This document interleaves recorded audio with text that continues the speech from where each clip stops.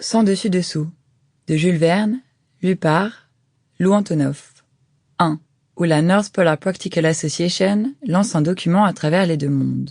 Ainsi, Monsieur Meston, vous prétendez que jamais femme n'eût été capable de faire progresser les sciences mathématiques ou expérimentales? À mon extrême regret, je suis obligé, Mistress Corbett, répondit J.T. Meston. Qu'il y ait eu ou qu'il y ait quelques remarquables mathématiciennes, et particulièrement en Russie, j'en conviens très volontiers. Mais étant donné sa conformation cérébrale, il n'est pas de femme qui puisse devenir une Archimède, et encore moins une Newton.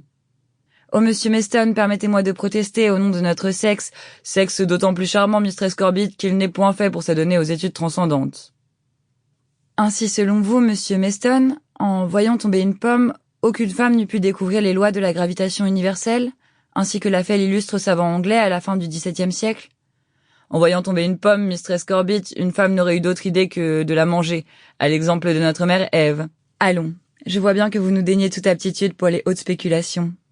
Toute aptitude, non, Mistress Corbett, et cependant je vous ferai observer que depuis qu'il y a des habitants sur la Terre et des femmes, par conséquent, il ne s'est pas encore trouvé un cerveau féminin auquel on doive quelques découvertes analogues à celles d'Aristote, d'Euclide, de Kepler, de Laplace, dans le domaine scientifique.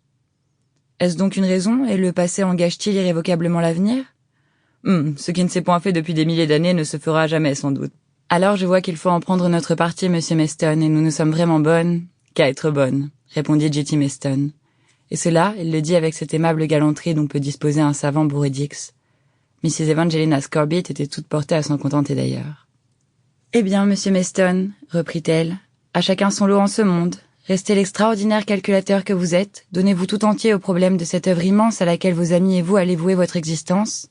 Moi, je serai la bonne femme que je dois être, en lui apportant mon concours pécuniaire. Ce dont nous vous aurons une éternelle reconnaissance, répondit J.T. Meston. Mrs. Evangelina Scorbett rougit délicieusement, car elle éprouvait, sinon pour les savants en général, du moins pour J.T. Meston, une sympathie vraiment singulière. Le cœur de la femme n'est-il pas un insondable abîme? Œuvre immense, en vérité, à laquelle cette riche veuve américaine avait résolu de consacrer d'importants capitaux. Voici quelle était cette œuvre, quel était le but que ses promoteurs prétendaient atteindre. Les terres arctiques proprement dites comprennent, d'après Malte Brun, Reclus, Saint-Martin et les plus autorisés des géographes, 1. Le Devon septentrional, c'est-à-dire les îles couvertes de glace de la mer de Baffin et du détroit de Lancastre. 2. La Géorgie septentrionale, formée de la terre de Banks et de nombreuses îles telles que les îles Sabines, Bian Martin, Griffiths, Cornwallis et Bathurst. 3.